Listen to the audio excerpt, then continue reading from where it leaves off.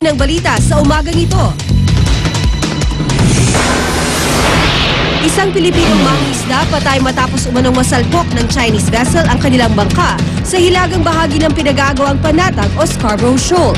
3 iba pang mangingisda ang nasa ospital, habang 4 na iba pa ang patuloy na pinaghahanap.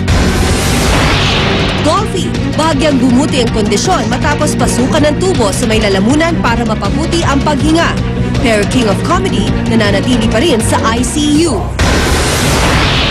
Sunog sa isang warehouse sa Taguig, inabot ng halos isang buong araw bago naapula.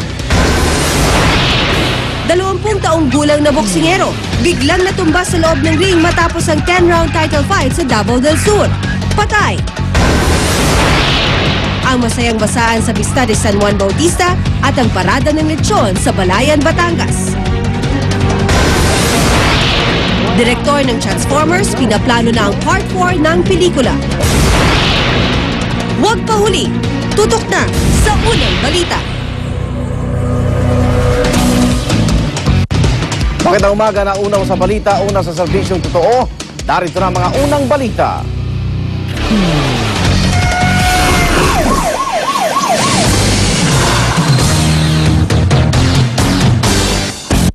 Isang Pilipinong mangingisdang patay sa pagbangga umano ng Chinese vessel sa Philippine fishing boat sa hilagang bahagi ng Panatag o Scarborough Shoal. 3 naman ang nasugatan habang 4 ang iba pa na pinaghahanap pa rin. Sa ulat na nakarating kay NDRMC Executive Director Undersecretary Benito Ramos, galing sa Bulinaw, Pangasinan ang mga mangingisda na umalaot noong nakaraang Lunes. Kwento ng mga nasakit na mangingisda, mukhang isang Chinese vessel daw ang bumangga sa kanila. Naka-angkla raw ang kanilang bangka sa isang Payao Artificial Fish Sanctuary nang masalpok na isang umanong Chinese vessel. Patuloy pa rin inaalam kung anong klase ng barkong bumangga sa bangkang pangisda. Wala pang sagot ang Chinese Embassy tungkol dito. Kagaya po niya, makakasap natin si Lieutenant Commander Arman Balilo, tagapagsalita ng Philippine Coast Guard. Lieutenant Commander Balilo, good morning po. Tigan, magandang umaga sa lahat ng nanonood sa inyo. Okay, bago lumala pa itong balitang ito at mag-react na naman ang bansang China, no? Kumpirmado ba na Chinese vessel yung nakabanggaan dahil sa malakas na alon itong ating mga mangingisda? Tigan, the only indication na Chinese vessel ito ay base dun sa testimony ng mga survivors, no? So, lalong-lalo na isa. Na merong Hong Kong dun sa bahaging likuran ng kanyang yung puweta ng barko. Okay. And yun lamang ang indication na ito ay Chinese vessel. So, but for the meantime, ang ginagawa natin ay we will coordinate with the Maritime Rescue Coordinating Center ng Hong Kong. Opo. At pagbibigay alam natin yung incident, and then we'll find out kung merong during that particular time, yung mga barko na umalis dun sa kanila o yung umalis doon sa kanila o maaring papunta doon sa kanila para malaman natin kung para pagkaroon ng linaw kung malalaman natin yung identity nitong barko. Oo nga. Kasi sa akin, mataas na ang tension doon, hindi pa pala beripikado na Chinese vessel, lumabas na yung ganitong impormasyon, Commander. Oo nga, nagtataka rin kami bakit parang nayog ngayon naman sa Panatag Shoal. Pero kaya nga tinitingnan namin mabuti na ito isang although maritime incident, no, medyo malayo ang tingin ko Kasi ang report sa amin 78 nautical miles sa may dito sa may Bulinaw, no? Oo. And medyo malayo siya. At alam mo naman yung lugar na yan, daanan niya ng mga commercial vessel.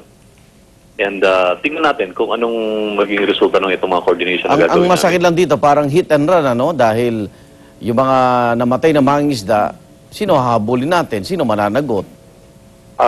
Yan nga yung medyo unfortunate dyan, no, Arnold, no? Oo. But on our part, we're going to look into the incident, and we'll try to coordinate with the maritime authorities sa Hong Kong. Opo. Kung may paraan. At we'll also inform of course, yung Department of Foreign Affairs dito sa incident. Tama po. So we can make the necessary actions. Okay, ang gusto ko lang malaman, gaano ba ito kalayo dun sa Scarborough Shoal?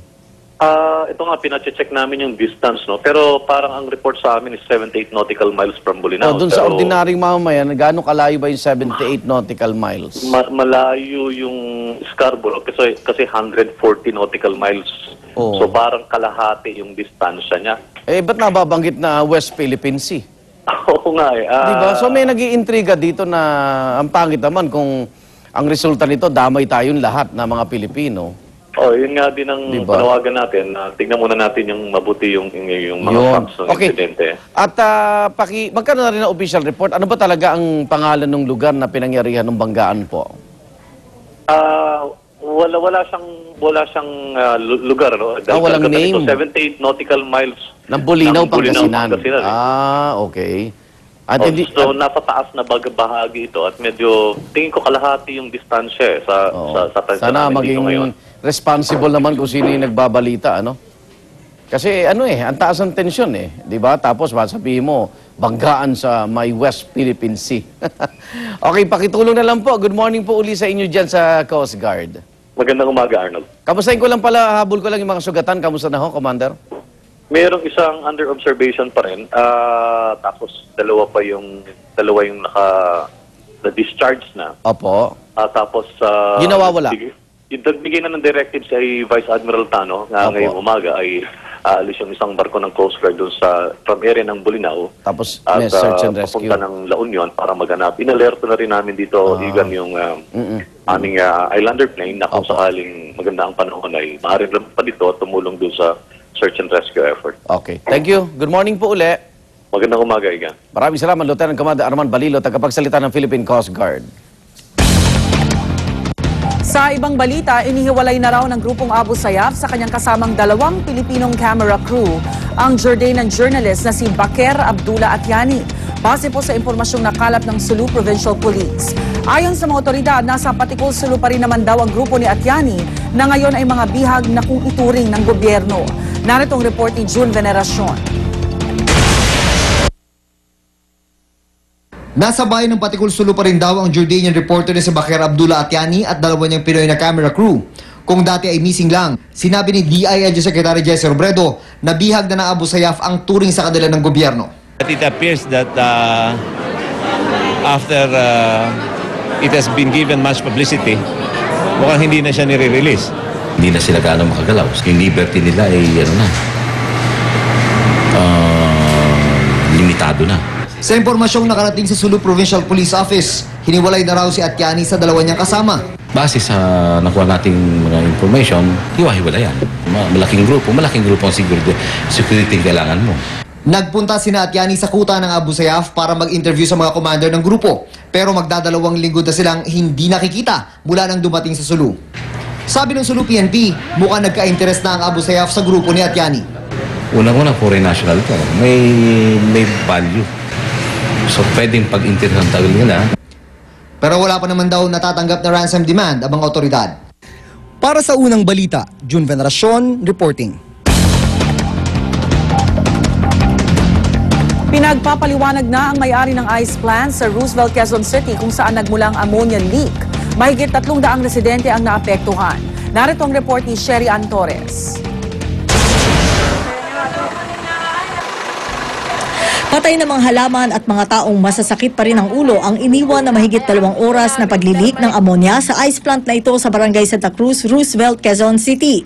Tumagal daw ang amoy mula alas 11 ng umaga hanggang alas 6 ng gabi nung Sabado, sabi ng mga taga rito. Ang mga batang ito, ilan lang daw sa mga nahilo. Pumunta po sa barangay. Doon po muna kami pinahinga. Si Aling Seneca itinakbo sa kamag-anak sa Frisco ang nooy nanlalambot ng pamangkin. Umuwi lang daw sila paghupa ng matinding amoy pero masakit pa rin daw ang kanyang katawan. Pero si Aling Delia nagtiis sa kanyang bahay pati sa masamang amoy. Kung masakit ang ulo ko, ito parang mabigat ito sa akin. 7 residente ang isinugod sa health center dahil nahirapang makahinga. Sinugod din sa ospital ang isang bata. Silang lahat, pati na ang mga lumikas, nakauwi rin kinagabihan. Pinasuspinde na ng Barangay Santa Cruz ang operasyon ng ice plant.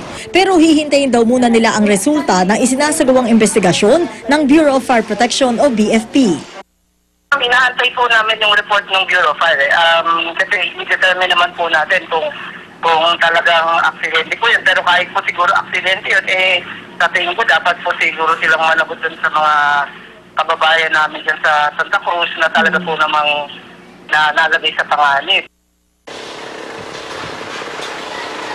Wala ang may-ari ng ice plant na ito nang puntahan kahapon ng GMA. Pero sabi ng gwardya nito, nung Sabado pa sila tumigil ng operasyon. Ilang minuto raw matapos umalingan sa sawang ammonia, ang mga talbos ng kamote, saging at iba pang halaman agad namatay. Ginugulayan pa nga namin yung... So kailan nag-stop yung operation? Nung araw din na nangyari yung kahapon. Pero sa mga residente rito, hindi raw sapat ang suspensyon ng operasyon ng ice plant. Perwisyo na ho yan, matagal na ho yung dapat hindi na na-operate yan kasi ang ingay-ingay eh.